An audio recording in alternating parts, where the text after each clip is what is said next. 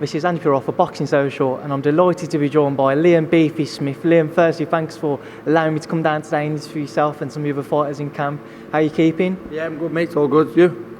Yeah, I'm all good, thanks. Good to hear you're doing well. Obviously, the big news that's come out last week now was the fact that you joined Matchroom. How come you decided to take the step to move over to Eddie Hearn and his stable now? Just I felt like the move was due now. I've been a long time pro now and been a long time with Frank Warren since my debut. I had a good 10 years with Frank, and obviously some highs, accompanied by a world title at the end of it. But I just feel now, 10 years in, I'm due a change. I feel like I've just turned pro all over again. The buzz and the message I've had since the switch to Matchroom, and again I feel I've turned pro all over, and I'm massively excited now to see what way Eddie can take me in my career. Is that one thing that every fighter at some stage in their career, they feel that they need just a change, just to maybe reignite their passion or the love for the sport? Yeah, definitely. It just gives you that new little lease, that new little fire. I've got kind of something to prove now to Eddie and that. You know what I mean? I've got something. I need to put performance on for them, not to think, we made the right choice in signing Callum Smith, and I've said for a while now I still feel I'm the best light middleweight in Britain, and until someone beats me and proves me otherwise, then I stick by that. And I just think with the right guidance now, with the good platform with Sky and DAZN and Eddie's platform with the American connections, I feel I can go and become world champion again, definitely. It's rare as well that we'll find a fighter and a promoter split. Well, you left on very good terms, and we've saw the exchanges over social media. How nice is that for you yourself to have left on a good ways and part in good terms? Yeah, it is nice because it's never nice falling out and getting bitter with anyone in life. You know what I mean, in general. So for someone I've dealt with and worked with and got close to for 10 years, I didn't want to split and then have to hate somebody, you know what I mean? I didn't want to fall out with Frank where it come to a point where I hated him. We've got on good over the years. He's done some good things for me, I've done some good things for him. So if you can go separate ways on good terms, then it's a good job for everyone, and I'm sure, like he said, I'm sure deep down he wishes me well. I've never done anything otherwise where he could wish any bad upon me. So, in that case, one's all closed with on good terms, and now another one's open, and let's hope that can go kind of the same way. And obviously yourself and your brothers now all signed up with Matchroom. Was that another key factor for yourself, the opportunity to maybe fight on the same bills again? Yeah, it was a big factor. It was one of the factors, but the main factor kind of was Eddie's position in boxing at the moment. I think he's flying, and his connections with the American fighters, the zone, the shows he has. I know I've done a 3-fight deal with him, but I feel once I'm fit and in shape, I could kind of pick when I wanted to fight with Eddie. You know what I mean? He's got that many builds and that many shows, and that was a big part of it. I feel he's got the shows to keep me active. I haven't been active in the last probably 5 years. I haven't been as active as I'd wanted to be, and I feel if I'm active and kept busy, then you'll get the best out of me. And I feel results I've had in the past could have been a lot different if I was active and had a bit more momentum. So what is Eddie's plan for yourself, and what in terms of fights and level of opponents, what level do you see yourself stepping back into before obviously the ultimate ambition of fighting for another world title? Yeah, we'll go back in at a good level. We'll pick fighters who are known. We're not going to go in there against unknown fighters who people are going to slag me for. I guarantee you, my fight announced in Liverpool, you'll know the fighter. And from there on, we've done a 3-fight deal, which will be over the next 8 to 10 months, maybe less, probably less. But a 3-fight deal that hopefully produce the goods where it progresses. Now, people have made a connection that because Amir Khan is going to fight Terence Crawford, as we've seen released over the media over the weekend, and the press conference will be tomorrow to announce that, as far as I'm aware. If those two fights, and obviously they've put a link together for yourself and Cal Brook, have you seen anything in that yourself? Have you had any talks with Eddie about a potential fight with Cal? No, not really. Talks like ongoing, obviously. Cal Brook's going to be a 154 now. If he doesn't fight Khan, he'll stay at 154. And that's a big fight domestically, and I haven't signed with Matchroom to fight Brook. I've said that, numerous times now. I've signed with Matchroom to further my career and try and become world champion again. If Brook's on that path, or if the Brook fight's offered to us, we will welcome it with open arms, and as long as the deal's right for us, then that's a fight that can be made. And I don't know Eddie's situation. Eddie might have had it in his head that Callum was nailed on to fight Brook. Now that fight's gone, I think he kind of seen the reaction of the social media, how many people stated Smith Brook now. So you might go ahead and think, what, that's a bigger fight than I probably thought, and he might try and make that fight. But we're just concentrating on ourselves until that fight's put in front of us, and we'll go from here. And again, I'm on a path to try and fight for a world title and become world champion again. Now, talk to me about the path to try and become a world champion again. Obviously, you fought Jaime Munguia, who's been labelled as maybe the next Canelo for Mexican boxing. You've obviously got the Charlo, who lost to Tony Harrison, and you've got Jarrett Hurd, who recently beat Jason Wellborn. In terms of trying to get another world title shot, how difficult can it be to get that opportunity? Yeah, it can be difficult. That's boxing for you.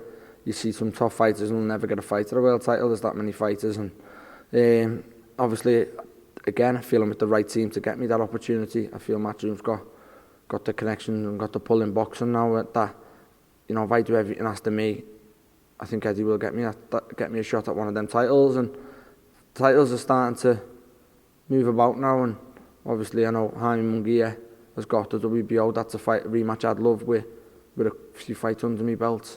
A bit of momentum going into that fight. Tony Harrison, the fight I'd like.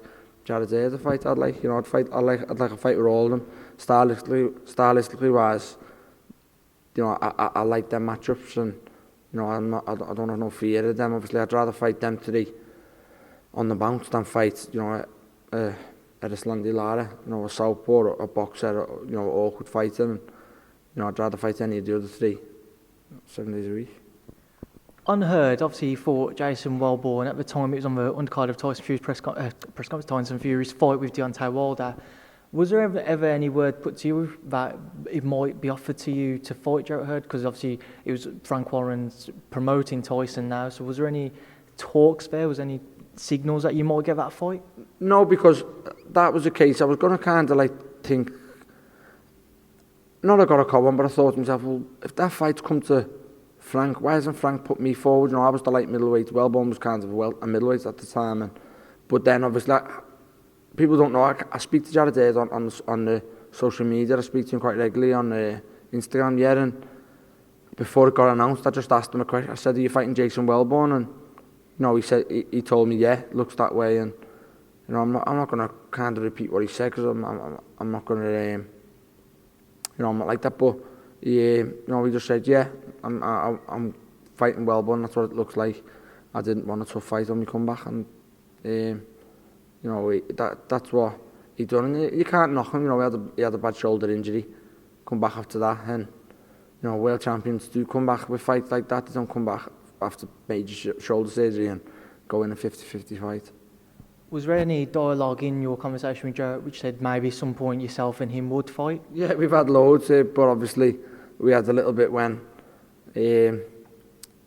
before I fought Munguia, when I was fighting Saddam Ali, and then in the build up to the Munguia fight, he done a live Instagram post and picked me to beat Munguia, and we agreed on the social media beforehand that if I beat Munguia, we'll fight, obviously in a unification fight, but obviously it weren't meant to be at that time, and hopefully it can happen down the road. It's obviously been a long time since you've been in the ring now. Munguia was your last bout.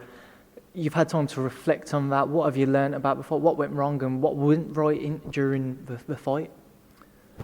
I feel as if I've gone over it a lot now, and it kind of does sound like excuses, but I'm going to kind of try and not make any, as in the fight. He did win that fight, but the reasons why I'd love a rematch is the reasons I'll probably tell you now. And I don't feel he's a better fighter than me. I really don't. He was younger and kind of fresher on that night, but he had 5 fights in 2018. I had 1. He was kept busy, he was kept active. I had a long layout. I fought November, Liam Williams, and fought Munguia in July. In the space of that time, he'd had 4 fights. So he was kept busy, and I feel that was a big factor in the fight. And obviously after like 6 rounds, I couldn't really go through the gears, and he did. So, you know, again, my visa, got messed about my visa. I never got to Vegas till the Tuesday, and I fought Saturday.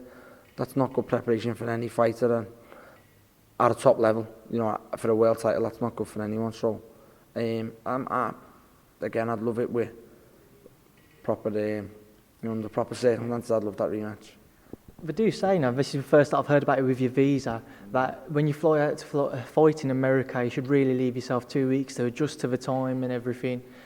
Was there ever a part of you which thought maybe we should delay the fight or we shouldn't? I couldn't. I was in no position to, because I'd pulled out the Saddam Ali fight. That was the situation I was in. I just pulled out of the Saddam Ali fight, and you know, again, I got the Munguia fight, and if I pulled out of that one, they'd just lashed me the back of the queue, and I was in a mandatory position, so I was in no position to you know, pull out.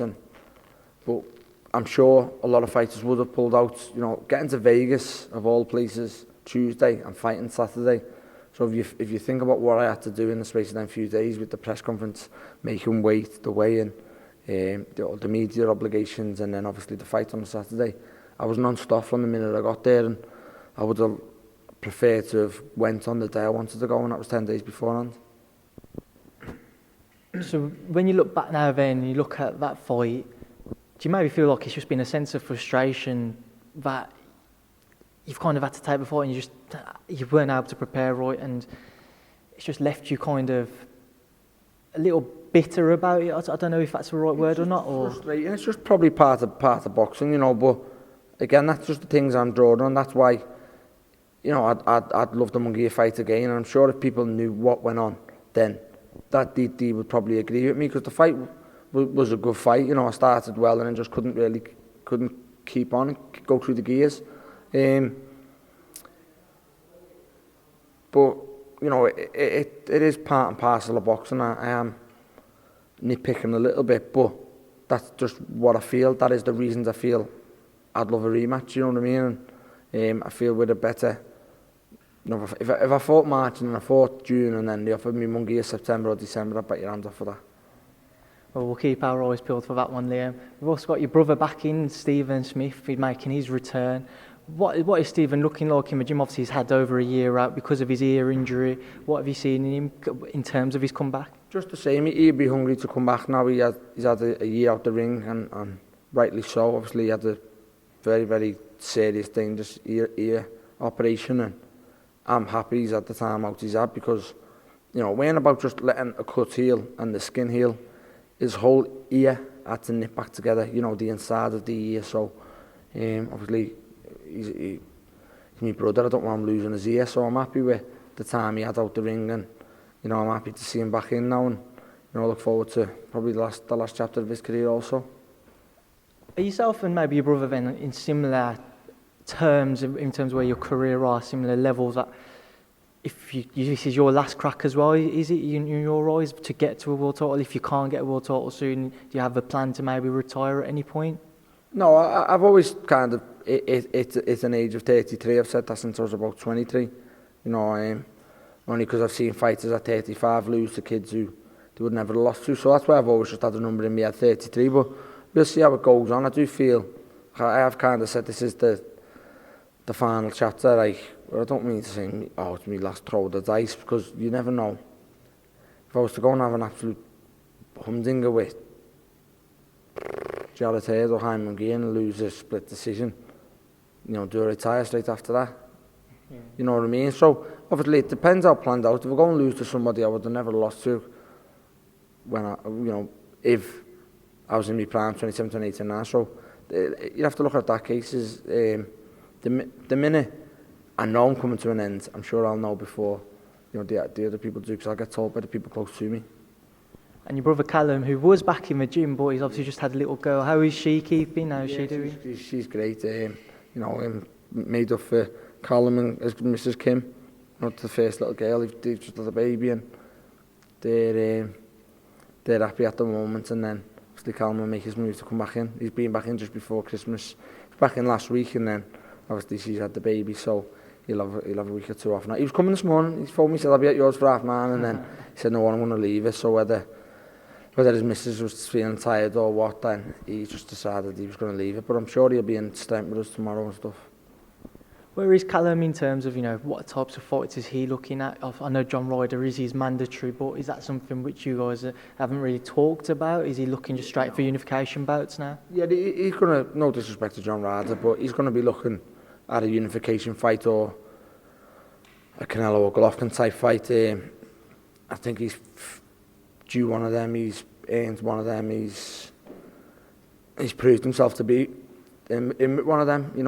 A John Ryder, I'm sure, as much as you don't want to disrespect people, is a massive step back for Callum Smith, and I'm sure John Ryder and his team probably feel the same, and I'm sure they wouldn't want their chances to come up against Callum. I know it's going to be a world title fight, but there's easier world title fights out there than Callum Smith, and obviously Rocky Fielding's just lost the WA regular title. I'm sure Canelo is not going to defend that title, so if I was John Ryder, I'd probably go that route. Anfield has been spoken about, a possible bout with Canelo or maybe Andre Ward, and Joe's just stood over there. I saw an article he did and a little interview with Sky. What are your thoughts on maybe if one of them was made at Anfield? Yeah, massive. I think it will probably take one of them names to fill Anfield and stuff like that, but it's exciting times for Callum at the moment. He's kind of the top of the tree, British boxing. He's up there, and it's the world is oyster at the minute. Anfield is getting spoke about. I think there's a few, I's to dot and T's to cross with them getting her over the line, but it's exciting times that they're sitting around the table with Anfield and discussing a boxing event there. And a couple of last things I just wanted to get your opinion on. Obviously, Khan Crawford, like I mentioned earlier on. What are your thoughts on that bout? You can't knock Khan taking bouts like that. Someone offered me now the best light middleweight in the world with world titles on the line. I'll take it tomorrow. So that's what you want to be in. You want to test yourselves in that sense. But it's a fight that obviously I pick Crawford to win. I think he's a very, very good fighter. But I can't really knock Khan in taking it. Khan, his resume over the years has been unbelievable. If you look at the people he's fought, you can't knock him for that. And where do you think this leaves Brook as well? I think it leaves him not in no man's land, because obviously he's got options at 154 with him being with Eddie, which is what we spoke about earlier on, but I feel he'll be massively frustrated. I feel he's held out for that fight. I think he wants that fight. Obviously he has done for years, but I think he's been banking on that fight to happen, kind of retirement funds for them both, if you know what I mean. It's a big money fight for them both. I'm not saying retirement funds for Brook, he loses, you know what I mean, obviously. I just mean, probably know the fight worldwide. Look, you get the money that he'd get for fighting Amir Khan in Britain. Well, Liam Beefy Smith, I should say. I appreciate your time and thank you for speaking to Boxing Social. No worries, mate. Nice one, thanks. Nice one for coming down.